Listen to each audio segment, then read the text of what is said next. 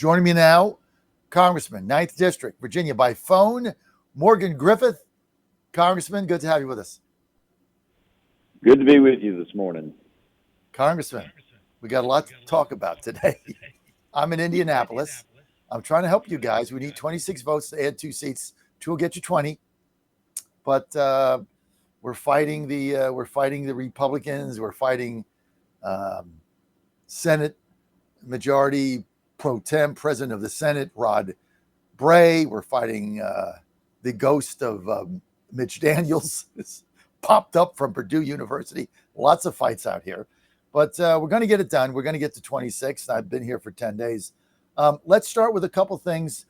You're very excited about the House passage of the Secure Rural Schools Bill. Tell us a little about that, Congressman Morgan Griffith, Republican Freedom Caucus member.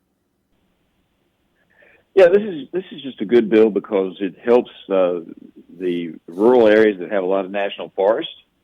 Most people don't realize it. I'm a member of the Western Caucus. You say, wait a minute, aren't you in eastern United States? Aren't you in Virginia? Yes, I am.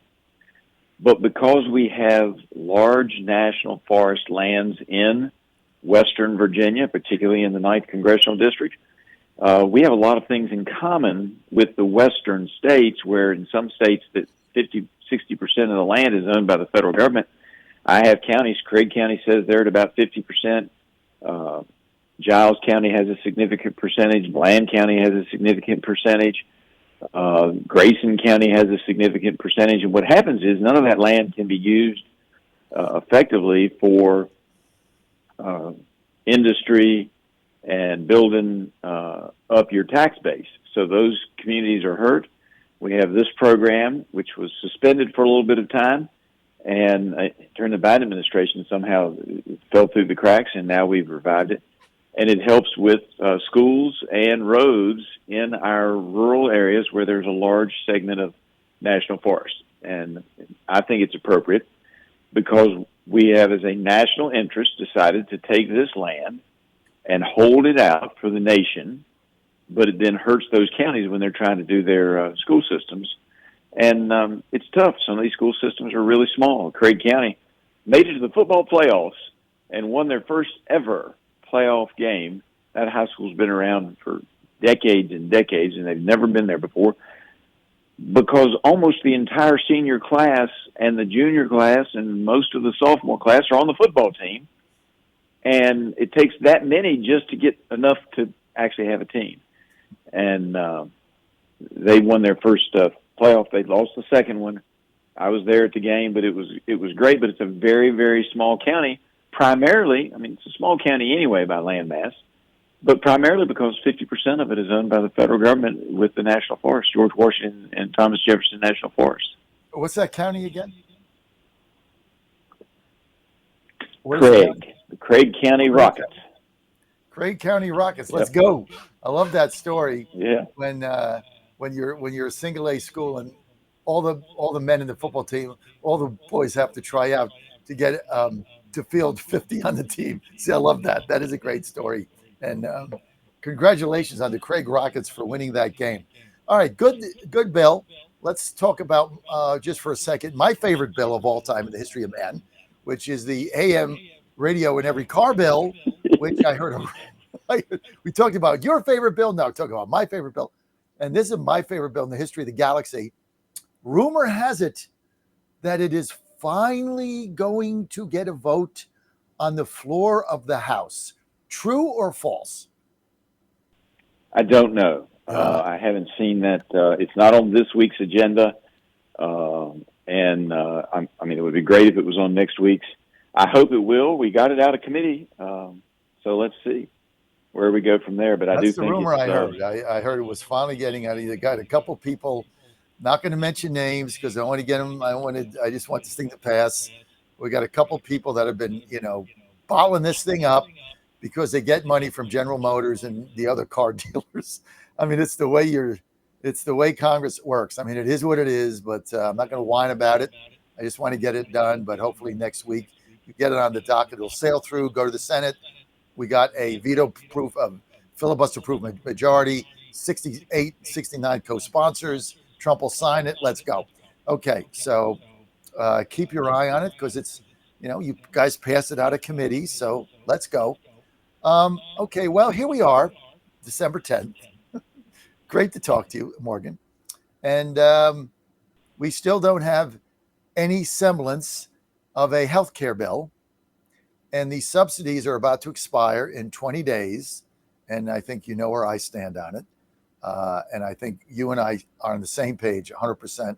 Lockstep, expand the subsidies with an income cap and with a $5 re-up, so we don't get the we don't get the insurance companies scamming insurance people that are not having the insurance. They just get the money.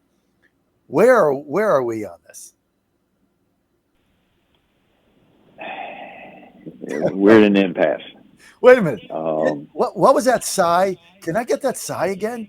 Oh, that's classic. That was the classic. So yeah. That about sums it up. Hey, Tyler, you got to take that sigh, and you got to have that every time something like is upsetting me. You're just going to play that sigh. Just hit the button and play that sigh. Go ahead, Morgan. It's a classic. So, there's lots of moving pieces. That said, I've analyzed it, and here's my assessment. It's going to be very difficult to do. You and I want some reforms. That's not the issue. We could come up with a reform package. The issue comes down to Hyde and the Hyde Amendment to ban federal money going into abortions. We have 12 states that in their exchange plans require the insurance company to provide protection for abortions. So the people who want to have Hyde language in there, and that would include me, say you got to have that language so that our federal dollars aren't being spent to support abortion. On the other side of the coin, you have a number of people who feel that it is electoral suicide for them in their states to have Hyde language added to the enhanced premium tax credit. I don't know how to solve that problem, because those of us who feel strongly and are pro-life don't want to see our taxpayer dollars go into support abortion. But there are some states, and there are 12 of them that have it actually in their it's mandated that the insurance companies in the state exchange with Obamacare cover abortion. And that's the problem. And I don't know how we solve that problem. Everything else, whether you want $5 or $1, whether you have this issue or that issue, all the other issues, all the other moving pieces out there, as I've studied it, I could come up with a solution. Maybe not everybody would like it, but I could find a way to solve that problem and say, you can live with this. That one I have not been able to solve. And I am, I hate it when I don't have a solution, in my own mind. I can't always win what I want. I usually have decent ideas, sometimes not, but most of the time they're pretty okay when I rattle through them for a few days. This one I can't solve. I haven't figured out how to solve it, and I don't know how the speaker solves it either, but we've still got a little bit of time, not a whole lot, but a little bit of time. And so what we may have to do is pivot and try to come out before Memorial Day, and this is what I'm advocating, not necessarily the pivot. I'd like to solve the other problem too, but we certainly have to, before Memorial Day, come out with a new concept that is an add-on. People get scared when you say we're going to do repeal and replace. They've heard it for years, and they get scared. They think we're going to take away insurance for people with pre-existing conditions and that kind of thing. So what we want to do is we want to create a new system that will help lower premiums, that will encourage people to move away from Obamacare if they want to. But as Gary Palmer says, if you want to keep your Obamacare, if you like your Obamacare, you can keep your Obamacare. So we're not going to take it away for those people who love it. But the rates have risen something like 80% since it was created, where the employer plans have risen somewhere in the neighborhood of 40%. I can get you those exact numbers if you need them, but that's close. So it's clearly more expensive to be in Obamacare But because the fear that the public has that we're taking something away, we're going to leave that there and then come up with plans for a better way of doing it, and then let the people exercise their decision with their money. And we believe that eventually it will become clear that they're better off in the plans that we create. But if you like what you got, you can keep it. So what do you do in the interim between now and Memorial Day about the subsidies expiring on December 31st? That's where the sigh comes in. I don't know. And it's very frustrating because I feel like I should have an answer, but there's the conundrum I have. If any of your listeners have an answer on how you make both sides of that issue happy, have them tell you and you tell me. You just got to swallow it for a year. You just got to swallow it. I mean, I understand, I'm pro-life, you're pro-life. We understand it. I don't want my tax dollars going either. But you're going to lose the midterms if you don't solve this. And then what? Okay, then they'll pass whatever they want. I mean, then what? So sometimes you just got to make. You got to make it tough. You got to just swallow it. I mean, you just got to gulp. I mean, it's hard, but I haven't seen a single plan come out for these subsidies. And to her credit, Jen Kagan's your colleague. By the way, I mean, Jen's got a pair. I'll give her that. I mean, she basically told the C4 Good Governance Coalition with this redistricting to stick in their ear. She wouldn't give him a dime. I got to hand it to her. Tough lady, helicopter pilot. Don't always agree with her, but I respect her a lot. She's been talking about this for 7 months, and now we got 20 days, and we still haven't solved it. It's crazy. Well, and one of the problems that you have, John, is that a lot of people have primaries. The district lines are changing, and some of your larger pro-life groups, and I'm thinking particularly of the Susan B. Anthony group, who I love. They're great people. They have indicated that they would triple score against anybody who votes for an extension of the enhanced premium tax credits without Hyde. So it's not only taking the tough vote, but for some folks, they're looking at it could mean the fact that they suddenly have the pro-life groups that have always been their friends campaigning against them. So, okay, I mean, this idea of health savings accounts, I mean, conceptually, yes, maybe you could do that in March, but you can't. Yep. Why don't you extend it for 6 months? Just get through January. I don't understand this. There's got to be a way out of this thing, because when you get your bill, I just got one, and my Medicare went up. What did it go up? Man said 45%. It just went up. Because of the system we now have, it's all going to go up. Your Medicare is not affected by the enhanced premium tax credit. I know. What the Democrats, and they've been brilliant, what they've done is they've made everybody think that it's this enhanced premium tax credit that's making the rates go up. Your rates are going up because of other decisions made by the folks who built Obamacare and because of the Biden administration. And Trump was right when he said, they broke it, we're trying to fix it. We just can't get it all fixed in a year. But a lot of these plans, I think, have great merit, and we hope to get them out. But I don't know how you solve the problem when people don't open up their bills and they think it's because of Republicans, and it's really because of Democrat policies.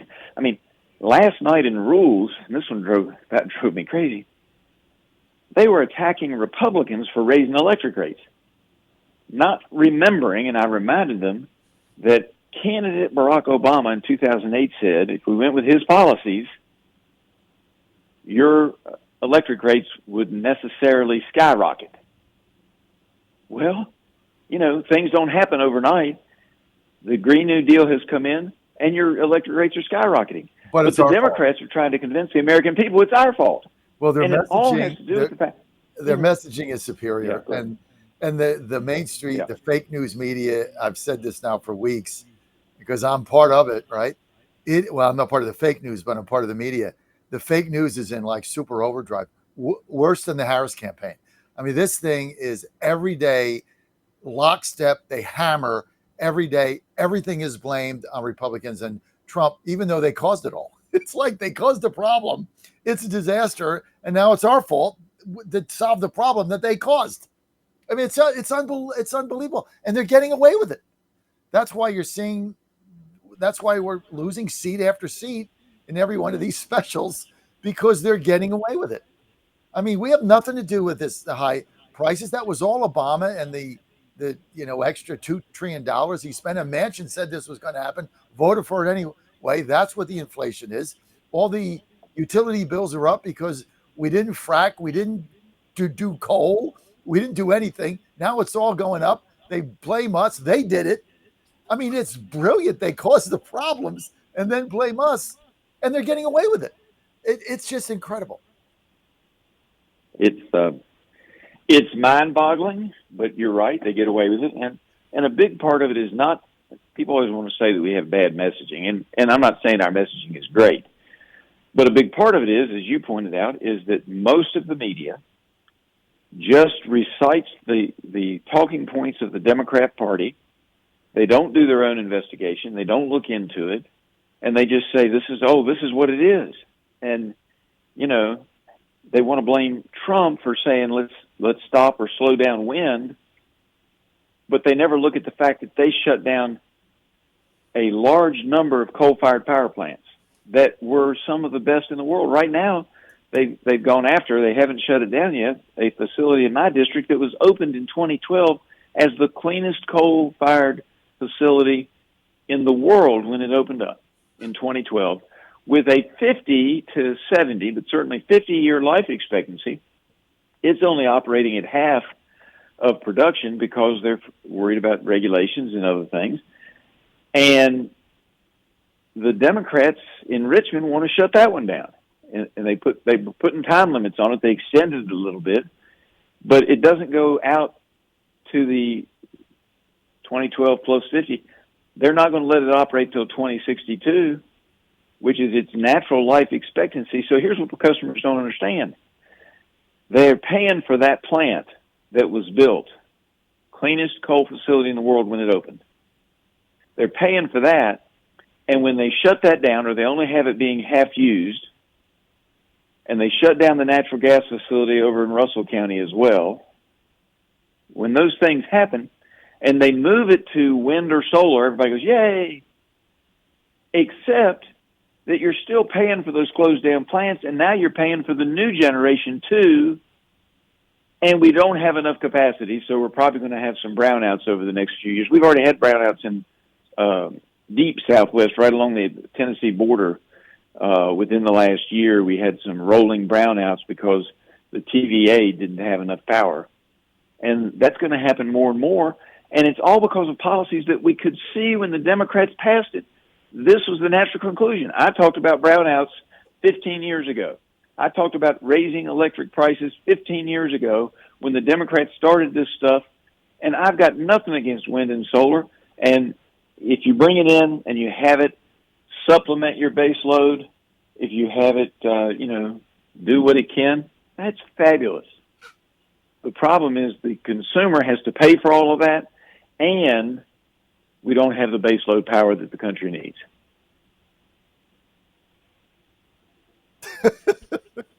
But it's our fault. I mean, it's our fault. You laugh. I mean, you have to laugh. But they have been brilliant. The socialist, Democrat, communists, whatever you want to call them, and that's basically what they are now, they have been brilliant in the way they have messaged this. I mean, they caused the entire mess with all nonsense, all lies, Obamacare, wind and solar, green energy, we're all going to die in 10 years, global warming. It's all a hoax, right? It's all to give bigger control to the government.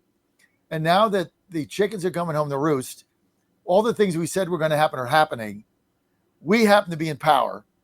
And so it's all our fault. I mean, it's right. What they did. It's got to be a a Harvard political school, a history book of all time. Like how to lie about everything and still win. Yeah, that story will be written, but unfortunately, it'll be written 20 or 30 years from now. Right. Somebody looks back on it and goes, how in the world could they have fallen for this? How could the American people have fallen for this? But that's what's happening, unfortunately. And you're right. I mean, they're blaming us. But, I mean, all these issues are things that we saw coming, railed about it. They told us we were lying. They actually said on Obamacare we were lying, that the rates weren't going to go up this much. Well, now they have. And it's our fault. Even though we tried telling them from the get-go. And now Tom Perriello wants to run for Congress again because he said he got defeated because of Obamacare and he was willing to take that vote and he was proud of it. And now he's going to run again because they're going to do this redistricting and he thinks he can win the 5th district. And he was part of the problem. I mean, it just, I don't. You can't make this stuff up. You just can't make it up. You can't make this stuff up. But, you know, people who are the age of our children, 18, 19, 20 years old, they don't remember us telling them that 15 years ago. But hopefully people will remember.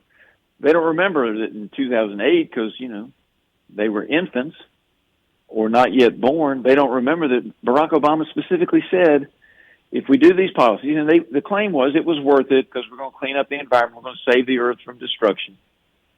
But he said it's going to make your electricity prices skyrocket.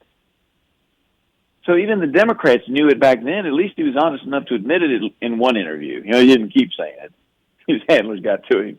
But he did say it. And it was not with a conservative group. This was a San Francisco newspaper. Crazy. All right. So what has Mike Johnson said? What do we, so we right now, 20 days to go, we have no plan. Nancy May said she's seen nothing. Have you seen anything?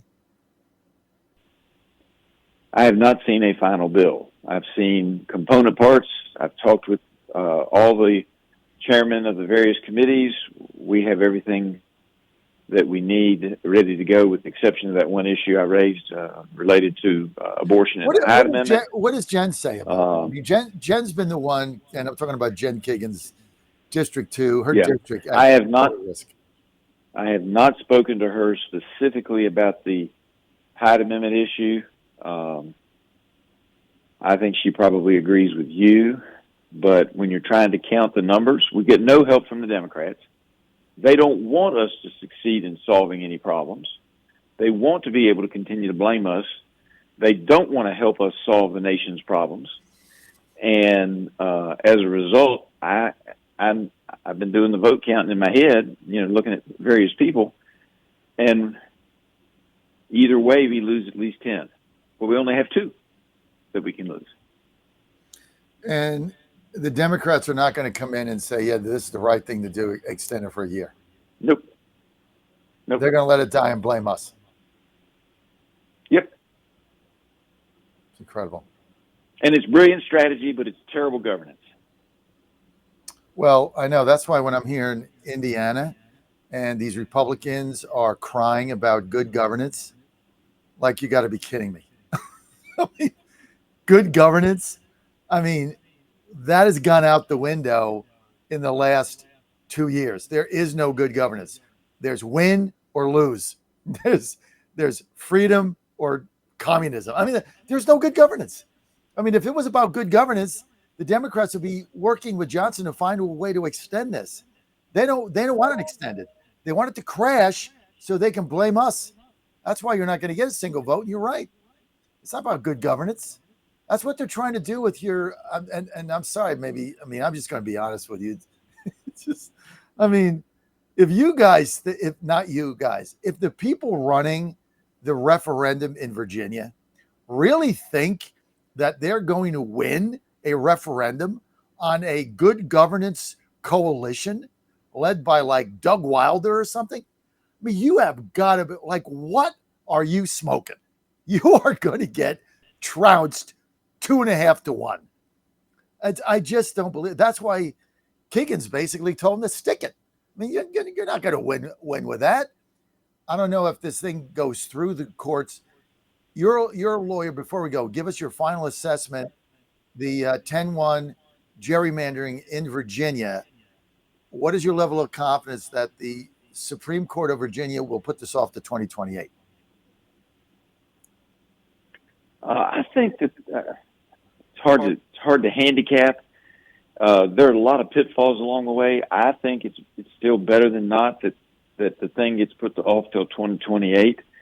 But